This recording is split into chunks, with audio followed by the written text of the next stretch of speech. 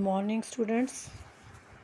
बच्चों, पिछली वीडियो में हमने कबीर जी की साखियों के बारे में पढ़ा था। हमने 1 से लेकर 4 तक साखियाँ कर ली थी। तो आज हम उनकी अगली साखियों के बारे में जानकारी प्राप्त करते हैं। तो बच्चों, जो अगली उनकी साखी है, देखो नंबर 5। हिंदू मुआ राम कहे मुसलमान खुदाए, कहे कबीर सो जीवता जो दूहू के निकट न जाए। इसमें बच्चों कबीर जी कहते हैं कि जो हिंदू जन हैं वो राम का नाम लेकर मर गए और मुसलमान खुदा कहते कहते मर गए, पर दोनों ही ईश्वर को ना प्राप्त कर सके। वे आपसी भेदभाव में पड़कर कट्टर हो गए। तो कबीर जी कहते हैं कि वास्तव में वही व्यक्ति जीवित कहलाने का अधिकारी है जो हिंदू, मुस्लिम और राम खुदा दोनों से दूर रहता है। और आशय इसमें बच्चों क्या बताना चाहते हैं कवि कि भगवान राम और खुदा दोनों में से अलग है और मानवता हिंदू और मुसलमान के भेदों से ऊपर है। तो इसमें बच्चों जो कवि है और हिंदू मुसलमान को उसने मृत क्यों कहा है, वो इसलिए कहा है क्योंकि वे आपसी भेदभाव में पड़कर सच्चे ईश्वर को भूल बैठे हैं। और इसमें उस कवि ने किन मनुष्यों को जीवित कहा है कि जो कट्टरता, भेदभाव और सांप्रदायिकता से दूर रहने वाले मनुष्यों को उन्होंने जीवित कहा है। और इस पाठ में जो पंक्तियों में हमें हिंदू और मुस्लिम धर्म को मानने वालों का वर्णन किया गया है। हिंदू और मुसलमान के नाम पर कट्टर बने लोगों को यहाँ पर मरे हुए के समान कहा गया है। और इस साखी में बच्चों हमें धार्मिक कट्टरता और संकीर्णता से दूर रहने की सीख मिलती है। अगली साखी देखो बच्चों कि काबा फिरे काशी भया, राम ही भया रहीम, मोट चून मैदा भया, बैठ कबीरा जीम। इसमें बच्चों जो काबा है वो मुसलमानों का जो पवित्र तीर्थ है उसको कहा गया है। और काशी, इसमें जो भया है, भया का मीनिंग होता है हो गया, मोठ मोटा, चून आटे को कहा गया है, और जीम कहा गया है कि हम कहते हैं कि भोजन कर लो, भोजन करने को यहाँ पर जीम कहा गया है। तो इसमें कबीर जी क्या कहते हैं कि मेरे लिए मुसलमानों का जो पवित्र तीर्थ स्थान था काबा, वो काशी के समान पवित्र हो गया, और जो राम का नाम रहीम के समान पवित्र हो गया।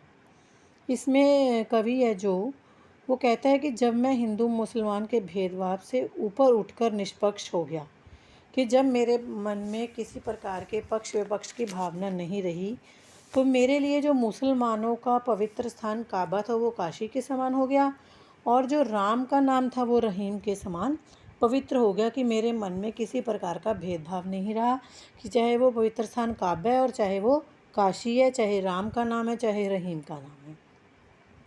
तो आगे कवि क्या कहते हैं कि जिसे मैं मोटा आटा समझकर अखाद्य समझता था, कि जिसे मैं मोटा आटा समझकर खाने के योग्य नहीं समझता था, वह मेरे लिए बारीक मैदा हो गया।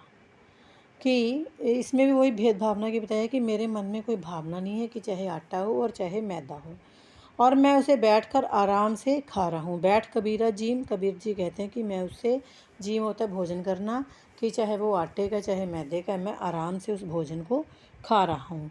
तो इसमें बच्चों जो कवि है क्या बताना चाहता है कि इसका क्या आशय है कि धार्मिक भेदभाव के नष्ट होने पर मेरे मन में जो हिंदू मुसलमान और राम रहीम के नाम पर बसी हुई दुर्भावनाएं थी वो सारी दूर हो गई। कि जो दुर्भावनाएं यानी जो मेरे मन में बुरी भावनाएं थी एक दूसरे के प्रति, वो मेरे मन से दूर हो गई।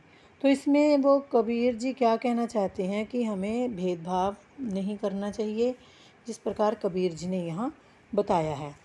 तो यहाँ पर जो बच्चों कबीर जी ने काबा और काशी, काबा कैसे काशी हो गया कैसे बताया है कि जो हिंदू मुसलमान का भेदभाव समाप्त होने पर जो मुसलमानों का पवित्र स्थान काबा था वो हिंदुओं के पवित्र स्थान काशी के समान मुझे लगने लगा, कि मेरे मन में कोई भेदभाव नहीं था, तो मुझे जो हिंदुओं का पवित्र काशी था वो मुझे अपने मुसलमानों का स्थान पवित्र काबा लगने लगा।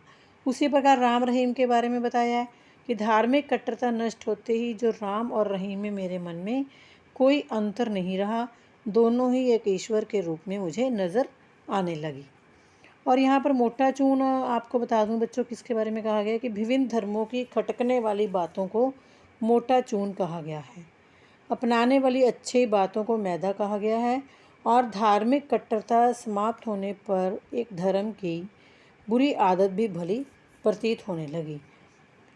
और इस दोहे में बच्चों कबीर जी ने हमें क्या प्रेरणा दी है कि कबीर जी ने हमें प्रेरणा दी है कि हिंदू मुसलमान या अन्य धर्मों के भेदभाव से हमें दूर रहना चाहिए। हाँ जी लास्ट साक्षी देखो बच्चों है कि ऊंचे कुल का जन्मया जे करनी ऊंच न होए, सुबरन कलश सुरा भरा साधु निंदा सोए। इसमें ऊंचा कुल होता है कि ऊंचा वंश और जन्मया जन्म लेने वाला, करनी होती है कि जो हम कामकाज करते हैं कि हमारे कर्म ऊंचे हैं या हमारा काम ऊंचा है। सुबरन यहाँ पे सोने को कहा गया है, कलश आपको पता ही है घड़ा, और सुरा शराब, साधु अच्छे लोग, निंदा करना चुगली करना। तो इसमें कबीर जी क्या कहना चाहते हैं कि यदि कोई मनुष्य ऊंचे कुल में जन्मा है, जे करनी ऊंच ना होए, अगर उस मनुष्य के कर्म ऊंचे नहीं हैं, कि उसने ऊंचे वंश में जन्म तो ले लिया, ऊंचे कुल में जन्म तो ले लिया, लेकिन उसके काम उसके कर्म ऊंचे नहीं हैं। यहाँ पे कर्म आएगा बच्चों, कर्म होते हैं जो हमारे लिखे हुए होते हैं, कुछ हमें बनाने भी पड़ते हैं। तो क्या लाभ कि ऊंचे कुल में जन्म लेने का कोई लाभ नहीं है अगर उसके कर्म ऊंचे नहीं हैं। जिस प्रकार कि सोने का घड़ा अगर शराब से भरा हो, सुबरन मैंने आपको बताया सोना, कलश घड़ा, सुरा शराब। इसमें कवि क्या कहना चाहते हैं कि सोने का घड़ा अगर शराब से भरा हो तो भी साधु लोग उसकी निंदा ही करते हैं, उस पात्र की, उस बर्तन की निंदा ही करते हैं जिसमें शराब भरी हुई है। कि अगर हम कहें कि वो सोने का भरा हुआ घड़ा अगर उसमें शराब भरी हुई है तो भी जो साधु लोग हैं उसकी हमेशा निंदा करते हैं। तो इसमें कवि क्या बताना चाहते हैं कि इसका आशय ये है कि मनुष्य कर्म से महान बनता है, जन्म से नहीं। तो इसमें बच्चों जो मनुष्य की श्रेष्ठता कवि किस में मानते हैं कि मनुष्य की श्रेष्ठता, अच्छाई उसकी ऊंचे कर्मों के कारण ही बनती है। तो इसमें जो बताया गया है कि साधु किसकी निंदा करते हैं कि साधु मदिरा से भरे हुए, शराब से भरे हुए सोने के बर्तन की निंदा करते हैं। क्या इसका अर्थात क्या आएगा कि बुराइयों में लगे मनुष्य की निंदा करते हैं, चाहे वो मनुष्य कितने ही बड़े कुल में जन्मा हो। और यहाँ पर ऊंचे कुल का बच्चों कवि ने क्या आशय बताया है कि धनी और सभ्य परिवार से संबंधित मनुष्य को ऊंचे कुल का बताया गया है। सोने का कलश यहाँ पर बुरा क्यों कहा है कि वो तो सोने का बना हुआ है, उसको बुरा क्यों कहा गया है? क्योंकि सोने का कलश हम इसमें कवि ने बताया कि तब बुरा कहलाता है जब उसमें शराब भरी हो। तो ये 7 जो साखियाँ थी कबीर जी की वो पूरी हो गई हैं। आगे हम करेंगे सबद। इसका जो बच्चों पहला है वही हमारे सिलेबस में है। तो इसका जो सबद है इसमें कबीर जी ने क्या कहते हैं, देखो पहले हम पढ़ते हैं इसके बारे में कि मोको कहाँ ढूंढे बंदे, मैं तो तेरे पास में, ना मैं देवल ना मैं मस्जिद ना काबे कैलाश में। यहाँ पर कबीर जी क्या कहना चाहते हैं कि हे मनुष्य, तू मुझे अपने से बाहर कहाँ ढूंढता फिरता है। मोको मुझे, किसको मुझे मतलब भगवान को, कि तू मुझे अपने से बाहर कहाँ ढूंढता फिरता भटक रहा है। मैं तो तेरे पास में, मैं तो हमेशा तेरे नज़दीक हूँ। ना मैं मंदिर में रहता हूँ, देवल मंदिर, और ना मैं मस्जिद, मुसलमानों के जो मस्जिद है उसमें रहता हूँ, ना काबे।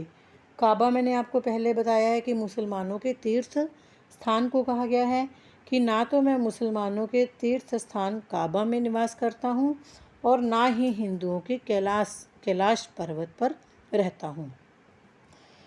तू मुझे इन जगहों पर क्यों खोज रहा है? तुम्हारा इस तरह भटकना व्यर्थ है। ना तो कोने क्रियाक्रम में, नहीं योग्य वैराग में, खोजी हुए तो तुरते मिलो पल भर की तलाश में। तो इसमें कबीर जी क्या कहना चाहते हैं कि ना तो मैं किसी विशेष क्रिया के करने से मिलता हूँ, कि आप सोचो कि मैं ये विशेष काम कर लूँ मुझे भगवान की प्राप्ति हो जाएगी, और ना ही किसी कर्म कांड से। तो कि कोई और इस प्रकार और क्या कहना चाहते हैं कवि कि ना मैं योग साधना से, योग साधना करने से मिलता हूँ, और ना ही बैराग होता है कि संसार को छोड़कर सन्यासी बनना, और ना ही संसार को छोड़कर सन्यासी बनने से मैं तुम्हें प्राप्त होऊंगा। ये सब ऊपरी दिखावे हैं। मैं तो सब जगह ही रहता हूँ, सब जगह व्याप्त हूँ। और यदि सच्चा खोजने वाला भक्त हो कि खोजे हुए तो तुरते मिले पल भर की तलाश में, कि अगर मुझे कोई भक्त, सच्चा खोजने वाला भक्त हो, जिसके मन में मुझे पाने की सच्ची ललक हो, तो मैं उसे तुरंत ही दर्शन दे देता हूँ। ये देखो लाइन में कि खोजी हुए तो तुरंत मिलो, कि अगर कोई मुझे अपने सच्चे मन से खोजना चाहता है तो मैं उसे पल भर की तलाश में ही मिल जाता हूँ, और मुझे पाने के लिए तो मैं तुरंत ही उसे दर्शन दे देता हूँ। मुझे पाने के लिए तो पल भर की सच्ची लगन ही काफ़ी है। तो लास्ट लाइन में कबीर जी क्या कहते हैं कि कहे कबीर सुनो भी साधो, सब श्वासों की समास में। कहे कबीर, कबीर जी कहते हैं कि अपने भक्तों को संबोधित करते हुए क्या बताते हैं कि सुनो भई संतो, साधो मतलब संतो, कि सुनो भई संतो कि वह परमात्मा है जो सब प्राणियों में विद्यमान है। जैसे सांस तुम्हारे भीतर है, वैसे परमात्मा भी तुम्हारे भीतर निवास करता है। वही प्राण बनकर तुम्हारे भीतर समाया हुआ है। वो क्या कहना चाहते हैं कि जो हमारे अंदर श्वास है, जो हमारे अंदर सांस है, हम सांस लेते हैं, वो ही भगवान है। तो क्या कहते हैं कि वही प्राण बनकर तुम्हारे भीतर समाया हुआ है। अतः उसे खोजना है तो मन में खोजो, बाहर नहीं। तो इसमें कबीर जी क्या मोको जो शब्द है कि ढूंढे बंदे मैं तो तेरे पास में, ये कौन कह रहा है? ये हमें ईश्वर कह रहा है। तो मनुष्य बच्चों हमें कहाँ कहाँ मिलते हैं, कि कहाँ कहाँ ढूंढता फिरता है मनुष्य ईश्वर को? कहाँ? मंदिर में, मस्जिद में, तीर्थ में, योग वैराग्य में, और धार्मिक कर्म कांडों में ढूंढता फिरता है। धार्मिक कर्म कांड कि हमने यज्ञ करवा लिया, कोई भी धार्मिक काम करवाते हैं, हम सोचते हैं कि हमें भगवान की प्राप्ति हो जाएगी। और जो काबा है यहाँ पर मुसलमानों का तीर्थ स्थान है, और जो काशी है वो हिंदुओं का पवित्र स्थान है। तो कबीर ने धार्मिक स्थलों की यहाँ पर व्यर्थता दिखाने के लिए इनका उल्लेख किया है कि हम लोग जो बाहर ऐसे ही कि ईश्वर को जगह जगह ढूंढते फिरते हैं, जबकि जो ईश्वर है वो हमारे भीतर ही समाये हुए हैं। तो धन्यवाद बच्चों। आशा है आपको अच्छी तरह से समझ आ गया होगा। Thank you.